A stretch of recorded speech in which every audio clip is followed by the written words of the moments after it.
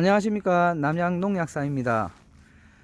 오늘 제가 들린 밭은 원래 이제 3년생에 접어드는 밭입니다. 자, 3년생에 접어드는 밭인데 작년에 제가 이 밭을 한 2번 정도 소개를 했던 밭입니다. 저작년에도 이 1년생 키울 때 제가 소개를 했었고, 작년에도 한 2번 정도 소개를 했었는데, 작년에 한눈 전정을 하셔가지고 이 한 가지만 받으셨는데 그 한 가지에 2송이씩, 자, 그러니까 전 가지에 송이가 2개씩 200%를 다 물었다고 제가 소개를 했던 밭입니다. 자, 그런데 작년에 그 2송이씩 물고 나온 걸 한 송이씩 다 따시고 나머지 한 가지에 한 송이씩 달았던 밭인데, 작년에 지금 보시면은 작년에 그만큼 관리를 잘해서 올해 역시 지금 2눈 전정을 하셨어요. 올해 결과모지에서 2눈 전정을, 올해는 한눈 전정. 자, 원래 올해 송이를 달아야 될 결과모지입니다. 결과모지에서 한눈 전정을 하고 여기에서 순을 받으셔야 되는데, 올해는 2눈을 전정을 하셔서 이 2눈에서 나오는 이 송이들을 한 가지에 한 개씩 지금 달 예정입니다.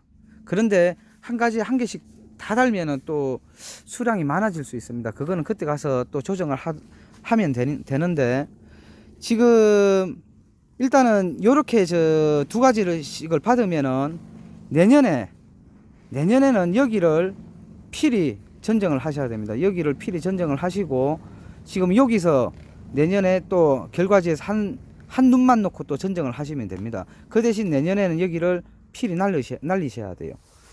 자, 그런데 제가 오늘 여기 와서 찍고자 하는 내용은, 지금 이 송이를 잘 물고 나온 것도 중요하지만은 싹이 고루 잘 턴 부분. 자, 보시면은 싹이 고루 잘 텄습니다. 자, 저쪽 편. 자, 저쪽 골에도 싹이 고루 잘 텄습니다. 전체적으로 비슷하게 신초가 올라와서 싹이 텄는데, 자, 어떻게 해서 이렇게 관리를 했는지에 대해서 제가 설명을 해 드리겠습니다. 자, 이분이 또 다른 밭을 원래 2년생 되는 밭이 있는데 그쪽으로 옮겨서 제가 그 부분에 대해서 설명을 해 드리겠습니다. 자, 지금 들린 밭은 원래 2년생입니다. 작년에 식재를 해서 원래 2년생이고, 여기는 대형하우스인데 삽목을 심으셨습니다. 그래서 열을 늦게 가둬서 조금 더 빨리 수확을 할 목적으로 삽목을 심으셨습니다. 그리고 조금 전 그 대형하우스는 3년생 전목입니다. 자, 대형하우스 주인은 한 분입니다. 한 분인데 그 3년생에 조금 전에 저 보여드렸듯이 싹이 고루 잘 텄습니다. 거의 한 밭 전체에 편차가 없이 고루 잘 텄는데, 대형하우스는 가장 중요한 게 이 온도 관리입니다. 자, 온도를 넣기 위해서 대형하우스를 설치를 합니다. 자, 그런데 자, 사람이 인위적으로 온도를 넣다 보면은 온도는 어느 정도 올릴 수는 있으나 이 대형하우스 전체적으로 온도를 똑같이 만들어 주기는 조금 힘듭니다. 자, 그래서 대형하우스 안에는 이 공기 순환팬들을 이렇게 다 설치를 합니다.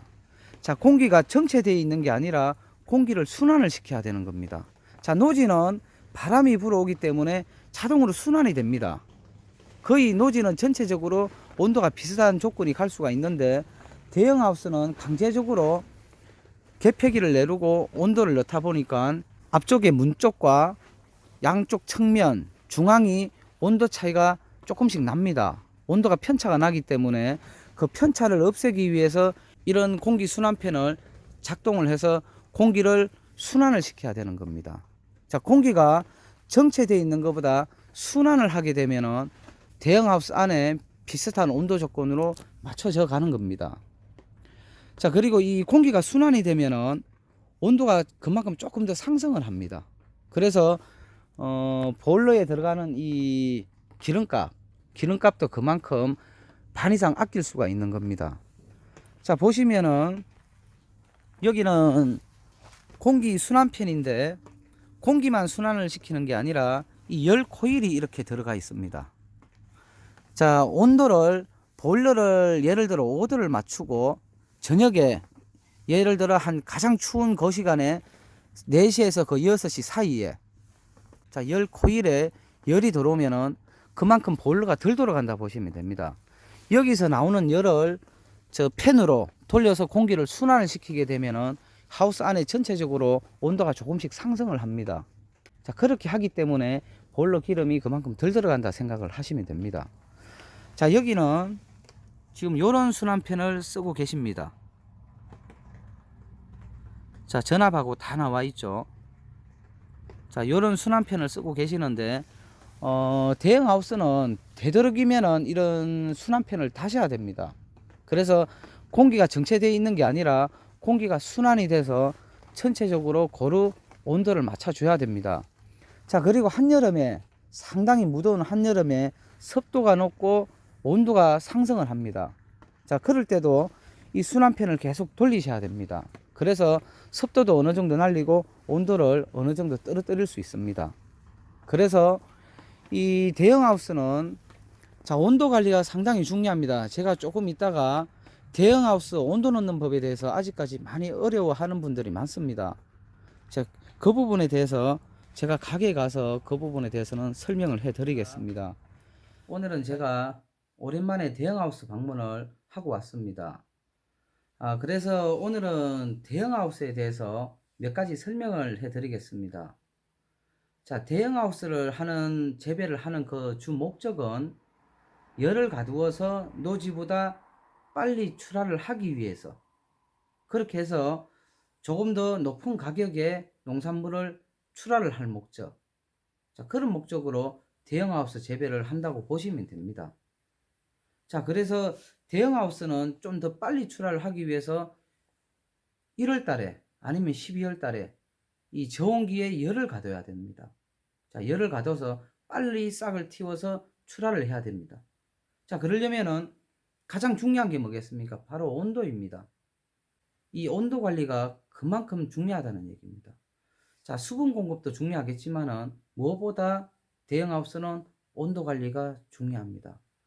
자, 조금 전에 봤던 그 밭은 이 싹이 고루 잘 텄습니다. 자, 그분은 그만큼 온도 관리를 잘 하셨다는 얘기입니다. 자, 그 밭이 한 900평 정도 됩니다. 자, 900평 정도 되는데 이 대형 하우스라고 해서 900평 정도 되면은 그 하우스 안에 온도가 다 똑같지는 않습니다. 앞쪽과 뒤쪽, 중앙 다 틀립니다. 자, 온도가 틀리면 싹이 고루 트질 않습니다. 편차가 생기는 법인데 그 밭은 고루 잘 텄습니다. 자, 그래서 대형 하우스는 무조건 공기 순환팬이 들어가야 됩니다. 공기가 정체되어 있으면은 온도 편차가 무조건 생기게 되어 있습니다. 그래서 공기를 순환을 시켜서 하우스 내의 온도를 비슷한 조건으로 맞춰주는 겁니다. 자, 그렇게 하기 위해서 공기 순환팬을 돌려야 되는 겁니다. 자, 보일러만 뗀다고 해서 안에 온도는 가둘 수는 있으나 온도 편차는 맞출 수가 없다는 얘기입니다. 자, 그래서 이 온도를 비슷한 조건으로 맞추기 위해서는 이 보일러만 가지고는 안 되고 공기 순환팬을 필히 설치를 해야 된다는 얘기입니다. 자, 그러면은 대형 하우스 온도, 이 온도가 상당히 중요합니다. 자, 어떤 분은 5도에 넣고 시작하는 분이 있고 어떤 분은 물얼음이 한참 흐를 때까지 그냥 커튼만 가두시는 분도 있고 어떤 분은 그거보다 높이 놓는 분도 있습니다. 7도 이렇게 놓는 분들도 있습니다. 자, 그런데 온도를 왜 5도를 놓고 왜 7도를 놓고 왜 그런 식으로 온도를 놓는지에 대해서 아직까지 어려워하는 분들이 많습니다. 자, 싹이 트고 또 뒤에 가서 10도, 12도, 화수정리 13도, 뭐 꽃이 필 때 15도, 수정할 때 17도. 자, 이런 식으로 온도 편차를 계속 주고 계속 온도를 올려가는데 왜 그렇게 하는지 아직까지 어려워하고 궁금해 하시는 분들이 많고 예전부터 이 대형 하우스를 하시는 분들은 그 부분에 대해서 아시는 분들도 많을 거라 보고 있습니다. 그런데 최근에 시작하신 분들이 많습니다. 자, 최근에 시작하신 분들은 이 온도를 넣는 이 방법에 대해서 왜 그런 식으로 온도를 넣는지에 대해서 정확히 모르고 있는 분들이 상당히 많다고 보고 있습니다. 자, 그래서 그 온도를 넣는 방법에 대해서 제가 설명을 해 드리겠습니다. 자, 우리나라 이 물오름이 시작되는 그 시기, 특히 이 김천 같은 경우는 3월 초 정도 되면은 물얼음이 시작됩니다. 그때 온도가 최저 온도가 약 5도 정도 보시면 됩니다. 5에서 한 8도 정도 왔다 갔다 하는데 그보다 좀 낮을 때도 있습니다. 근데 평균을 봤을 때 5도 정도 보시면 됩니다. 그리고 낮 온도는 약 16에서 한 20도 정도 보시면 됩니다. 자, 그리고 3월 중순 정도 되면은 7도, 8도 올라갑니다. 그리고 싹이 나는 물얼음이 그치고 싹이 나는 그 시점에는 4월 초입니다. 자, 4월 초에는 약 10도 정도 보시면 됩니다. 자, 최고 온도는 18에서 한 22, 24도 정도 보시면 됩니다. 자, 바로 이거는 자연빛에 의해서 자연적인 온도, 바로 노지 비가림 온도라고 보시면 됩니다. 자, 그러면 대형하우스의 그 온도, 자, 바로 이 노지의 온도를 대형하우스에 접목을 시켰다, 이렇게 생각을 하시면 됩니다. 자, 노지 물얼음이 시작되는 시기에 그 5도를 대형하우스에 접목을 시켜서 5도에 놓는 겁니다. 그리고 충분히 수분을 줘서 이 지온을 상승을 시켜서 물얼음을 시작되게 만드는 겁니다. 그래서 3월 중순 7도 정도 보면은 5도에서 시작됐다가 7도, 8도, 10도 이런 식으로 놓는 겁니다. 그래서 싹이 트는 그 시점 10도에서 12도 사이, 그래서 4월 달에 10도에서 12도니까 물얼음이 그치고 싹이 틀 시기 10도에서 12도를 놓는 겁니다. 자, 그러면은 낮 온도는 대형하우스 같은 경우는 처음에 물얼음이 시작될 때는 28도 정도 놓는다 보시면 됩니다.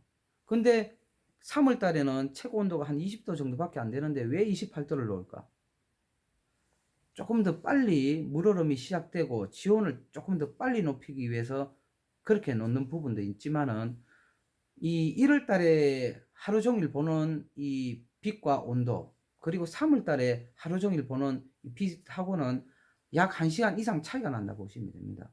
그래서 기본 온도를 맞추기 위해서 28도 정도 보시면 됩니다. 자, 그리고 싹이 트기 시작하면은 최고 온도를 차츰차츰 내려줘야 되는 겁니다. 바로 이 자연적인 외부 온도하고 맞춰주는 겁니다. 싹이 트고 나면은. 그래서 그런데도 예를 들어 계속 온도를 높여 놓으면은 그만큼 정산작용을 많이 하기 때문에 수분 흡수 요구도가 높아집니다. 그렇게 되면 우짜라게 돼 있어요. 그래서 그렇게 낮춰주는 겁니다. 자, 그러면은 이 평균 온도가 15에서 18도, 그리고 4월달 되면 조금 더 높아지겠죠. 자, 그런 식으로 맞춰주고, 그리고 중간중간에 변온을 넣을 수도 있는데 변온을 넣는 분들도 있지만은 변온을 안 넣으셔도 문제는 없습니다. 자, 왜냐하면은 자, 28도에서 열리게 했다가 24도, 22도 되면은 다시 닫힙니다. 다시 닫겠다가 또 올라가면은 다시 열리고, 이렇게 낮에는 그렇게 온도를 맞춰놨다가 밤에 온도가 떨어지는 시점, 자, 4시쯤 되면은 개폐기도 내리고 커튼을 치게 되어 있습니다. 그러면은 온도가 24도 있다가 자동으로 차츰차츰 떨어지게 되어 있습니다. 자, 변원을 놓지 않더라도 온도는 자동적으로 떨어지게 되어 있는 겁니다. 자, 22도 있다가 20도, 18도, 16도 떨어지게 되어 있고 최저 온도 5도를 맞춰놨기 때문에 5도에서 다시 본로가 돌아가는 겁니다. 그런데 이 싹이 나오고 나면은, 특히 싹이 나와서 한참 자랄 때 이 너무 부드럽게 자랄 수가 있습니다. 그때 변온을 9시쯤에, 자, 동화 양분을 축적해서 해가 떨어지고 나서 나무 전체적으로 양분을 이동하는 그 단계에서 한 3시간, 4시간 전체적으로 양분을 이동하고 그 양분이 어느 정도 끝나는 시점에 온도를 살짝 낮춥니다. 강하게 키우기 위해서. 부드럽게 크지 말고 강하게 키우기 위해서 한 9시쯤 온도를 2, 3도 더 떨어뜨려 주는 겁니다. 그렇게 또 변온을 넣는 분들이 있다고 보시면 됩니다. 자, 그럼 변온에 대한 부분은 따로 다음에 저한테 연락을 하시면 제가 상세히 설명을 해 드리겠습니다. 자, 그럼 대형하우스 온도 관리는 그렇게 하시면 되겠습니다. 자, 그리고 온도를 놓고 수분을 공급하다 보면 지온이 상승을 해서 물얼음이 시작을 합니다.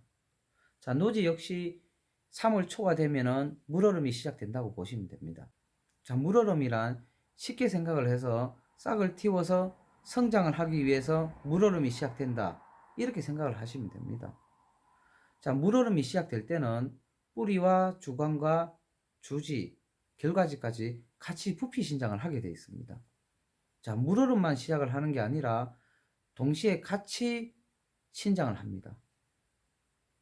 자, 그러면 이 뿌리에 있는 수분을 공급하고 온도가 올라가다 보면은 뿌리에 있는 영양분에 의해서 압력이 생깁니다. 그래서 삼투압에 의해서 뿌리 쪽으로 수분이 빨려 들어가서 수액 이동을 한다고 보시면 되는데, 자, 이 수액 이동을 하는데 장년도 저장양분과 그리고 포도당 그리고 식물 호르몬, 이 모든 것들이 같이 이동을 합니다. 같이 이동을 하면서 휴메타파를 한다고 보시면 됩니다.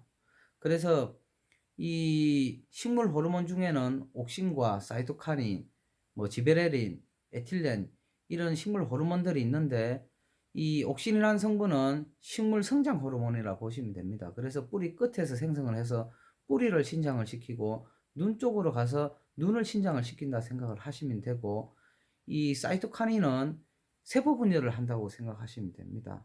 자, 전체적인 조직의 세포 분열을 하고 뿌리를 세포 분열을 해서 세금 뿌리를 발달시키고 눈 쪽에 세포 분열을 해서 발화를 촉진시킵니다. 그래서 싹을 틔우는데 사이토카닌이 필요한 겁니다. 자, 지베렐은 역시 상호작용을 해서 그런데 도움을 준다 생각을 하시면 됩니다. 자, 이렇게 건강하게 작물이 자랄 수 있도록 이 식물 호르몬들이 같이 흡수가 된다고 생각을 하시면 됩니다. 자, 그렇게 해서 물흐름이 시작이 됩니다. 자, 그런데 물흐름이 처음에 시작될 때는 물을 충분히 줘서 수채에 물을 가득 채워서 이 수액이 원활하게 흐르게끔 그렇게 충분히 수분을 주는데, 그 뒤로는 계속해서 많이 주시면 안 됩니다. 자, 부피 신장을 하고 뿌리가 서서히 활착을 하고 신장을 하는데 수분이 너무 많으면은 이 공기층을 막아버립니다. 그래서 뿌리가 썩을 수가 있어요. 썩게 돼서 문제가 발생할 수 있습니다. 그래서 그 뒤로는 물을 적당량만 주시면 됩니다. 자, 토질에 따라서 일주일에 1시간을 주든지 뭐 아니면은 3일에 30분씩 주든지 이런 식으로 토질에 따라서 조금씩 다르게 주시면 됩니다. 자, 그리고 이 수액 이동기. 자, 수액 이동기는 이 잎이 없기 때문에 정산작용은 억제가 됩니다. 그래서 정산작용을 못하니까 이 전제한 부위로 물이 흐릅니다. 수액이 흐릅니다. 자, 수액이 흘러서 나중에 맺힙니다. 자, 수액이 흐르고 발화기가 시작되면은 이 멈추기 시작하는데, 그때 녹말로 이루어진 당분이 끈적끈적하게 그 부분이 마르기 시작합니다. 자, 그러면서 발화가 시작돼요. 자, 그런데 저희 고객분들 중에 이 물 흐름을 막아야 된다 해서 실리콘을 바른다든지 뭐 본드를 바른다든지 이런 걸 하시는 분들이 있습니다. 자, 그런 걸 하실 필요가 없어요. 자, 원래 수액이 흐르는 게 정상입니다. 그리고 어느 시점 되면은 그 수액이 멈추고 마르기 시작하는 겁니다. 자, 그걸 강제적으로 막아버리면은, 자, 제가 보여드리겠습니다. 자, 이 포도나무는 원래 3년생입니다. 자, 지금 이 부분은 전정이 잘못됐습니다. 원래 여기서 전정을 하셔야 됩니다. 자, 여기서 전정을 하셔야 돼요. 지금 여기 눈이 있고 이게 두 번째 눈입니다. 그래서 여기에 전정을 하시고, 이거 역시 지금 여기 눈이 따져서 그런데 여기 눈이 있고 여기서 전정을 하셔야 되는 거예요. 자, 요렇게 지금 요렇게 전정을 하셔야 되는데, 자, 여기에 막는 분이 있습니다. 자, 여기에 막아버리면 원활하게 이 수액 이동을 해야 되는데 이동률이 떨어질 수 있습니다. 자, 그렇다고 물이 올라오지 않냐? 계속 올라오게 되어 있습니다. 자, 산타압에 의해서 계속 뿌리는 당기게 되어 있어요, 수분을. 자, 그렇게 되면은 물을 강제적으로 막으면 어떻게 되겠습니까? 가장 약한 부위, 이 눈 쪽으로 물이 흐를 수 있습니다. 그럼 눈에 문제가 생기고 곰팡이가 필 수도 있고 큰 문제가 될 수가 있습니다. 자, 그리고 지제부, 자, 기저 쪽, 이쪽이 약하기 때문에 이쪽이 갈라져서 이쪽으로 수액이 흐를 수 있습니다. 자, 이런 쪽으로 수액이 흐를 수 있기 때문에 이걸 막을 필요가 없습니다. 자, 절대 이렇게 막으실 필요가 없어요. 자, 지금까지 포도 농사를 자, 지금까지 포도 재배를 하면서 이걸 막으신 분들은 거의 없습니다. 자, 그래서 뭘로 해서 이걸 막아야 되겠다. 아니면은 도포제를 써서 팔라야 되겠다. 자, 포도나무는 불안병이 안 걸립니다. 자, 사과 같은 경우는 불안병 때문에 도포제를 바릅니다. 자, 포도나무는 불안병이 없기 때문에 굳이 그것도 바를 필요가 없습니다. 자, 그리고 제가 이 나무를 들어서 제가 또 설명을 해 드리는데, 지금 여기서 전정을 안 하고 이렇게 놔두면은 맨 위쪽 부분이 가장 영양분을 많이 먹게 돼 있습니다. 그래서 맨 위쪽 눈이 가장 세력이 세고, 그 다음 밑에 눈이 세력이 세고, 기자 쪽은 매우 약하기 때문에 눈에서 싹이 나와도 아주 약하든지 잘 나오지도 않습니다. 자, 이렇게 잘라버리면 여기 눈이 매우 충실하기 때문에 싹이 강하게 나오고, 바로 밑에 기저하 쪽에도 싹이 어느 정도 잘 트게 돼 있습니다. 자, 그래서 이쪽에서 되도록이면은 잘라 주셔야 되는 겁니다. 자, 이걸 자르면은 물이 흐르기도 전에 눈이 약간 더 커집니다. 그리고 밑에 기자 쪽에도 눈이 더 충실해지기 때문에 나중에 싹이 나올 때 전체적으로 고루 싹이 잘 튼다 보시면 됩니다. 자, 그리고 지금 요거는 3년생이고, 예를 들어 3년생도 그렇고 4년생, 특히 4년, 5년생 되면은 세력이 굉장히 좋은 밭들이 있습니다. 자, 세력이 굉장히 좋은 밭들이 있는데, 그런 밭에는 자, 여기서 싹이 나오면은 이 기저화 쪽에서도 2개 정도의 눈이 더 나와서 한 3개 정도의 이 가지가 형성이 됩니다. 자, 여기도 그렇고 3개 정도의 가지가 형성이 되는데, 세력이 굉장히 좋은 밭은 처음부터 이 눈을 다 따서 한 눈만 받아서 올리시면 안 됩니다. 그렇게 되면은 이 한 가지가 양분을 다 먹기 때문에 세력이 너무 좋아지고, 이 결과지가 너무 굵어지며 우짤할 수 있습니다. 자, 우짤하게 되면 송이 역시 휘어지고 송이 품질이 떨어집니다. 그렇기 때문에 그때는 2개나 3개 정도의 가지를 다 받으셔야 됩니다. 자, 2단 유인선, 3단 유인선까지 받으시고, 거기서 송이가 어느 정도 제대로 자리를 잡았을 때 그때 순정리를 하셔도 늦지 않습니다. 자, 세력이 굉장히 좋을 때는 처음부터 다 눈을 따서 한 가지만 받으시면 위험하다는 얘기입니다. 자, 양분을 분산시켜서 적당한 세력을 유지하게끔 만들어주는 게 좋다는 얘기입니다. 자, 그런 식으로 해서 세력을 분산을 시키는 겁니다. 자, 예를 들어서 캠벨입니다. 자, 캠벨이 세력이 너무 좋으면 화진 현상이 옵니다. 자, 그 화진 현상을 막기 위해서 후라스타도 치고 그 억제를 하기 위해서 여러 가지 방법들을 동원해서 처리를 합니다. 그래도 그 화진을 잘 막지를 못합니다. 자, 화진이 올 때는 그 순들을 다 놔두시는 겁니다. 다 놔두셨다가 수정이 완전히 끝나고 나서 그때 가지 정리를 하면은 캠벨 역시 화진이 훨씬 줄어듭니다. 자, 세력을 분산을 시키기 때문에 양분이 분산이 됩니다.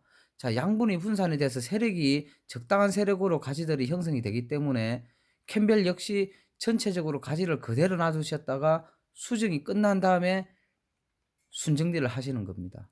자, 그렇게 하면은 캠벨 역시 화진이 훨씬 덜 온다 보시면 되겠습니다. 자, 신초가 올라와서 이 순을 잡을 때, 이 가지를 정리를 할 때 그렇게 봐가면서 정리를 하시면 됩니다. 자, 그리고 한 나무 안에 가지들이 많이 형성이 되는데, 그 가지들 형성되는 것도 세력이 강한 가지가 있고 적당한 가지, 조금 약한 가지, 이렇게 형성이 됩니다. 자, 그런데 강한 가지는 아무래도 알이 충실하고 굵습니다. 그런데 약한 가지는 조금 불충실합니다. 조금 약하다 보시면 됩니다. 자, 그런 거 역시 어느 시점에서 적심을 하고 어떻게 가지를 잡아주냐에 따라서 어느 정도 따라오게 만들 수 있습니다.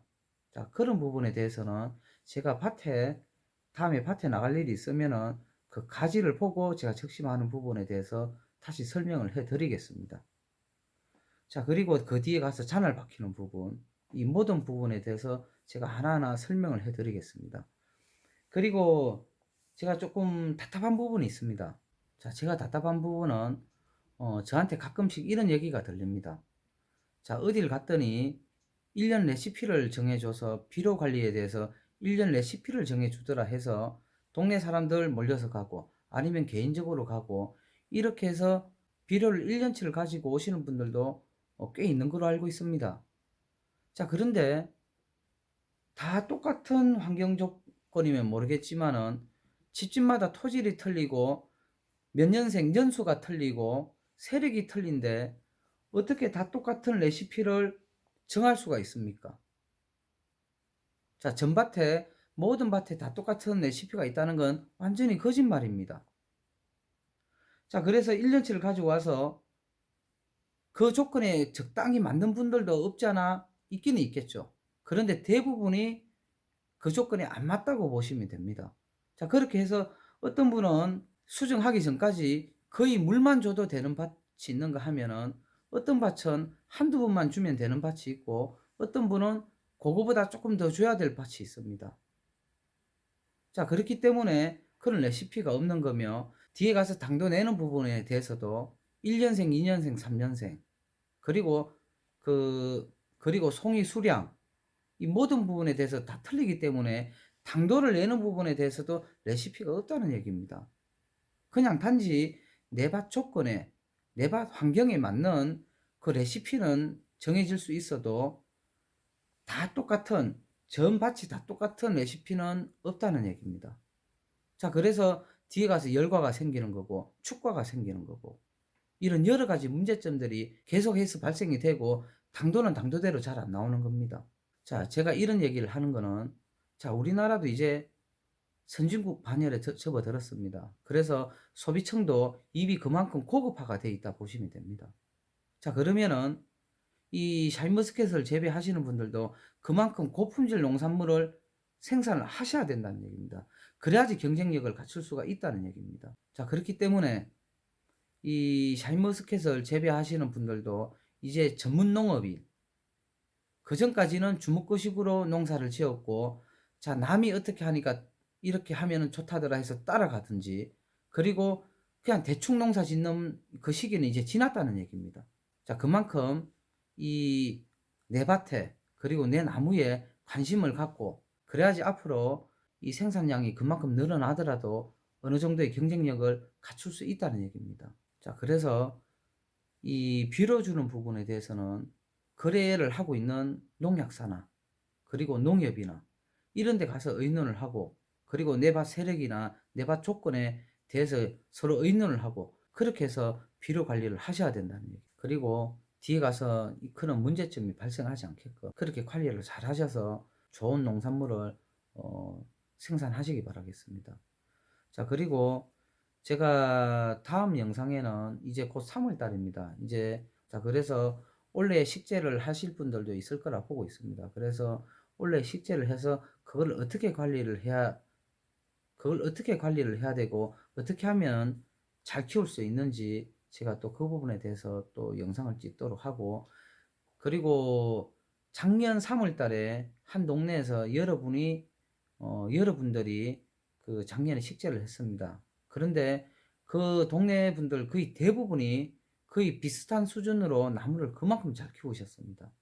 그만큼 잘 키웠는데 어떻게 하면 그렇게 키웠는지 제가 또 그 밭에 가서 또 그 영상을 한번 올려보도록 하겠습니다.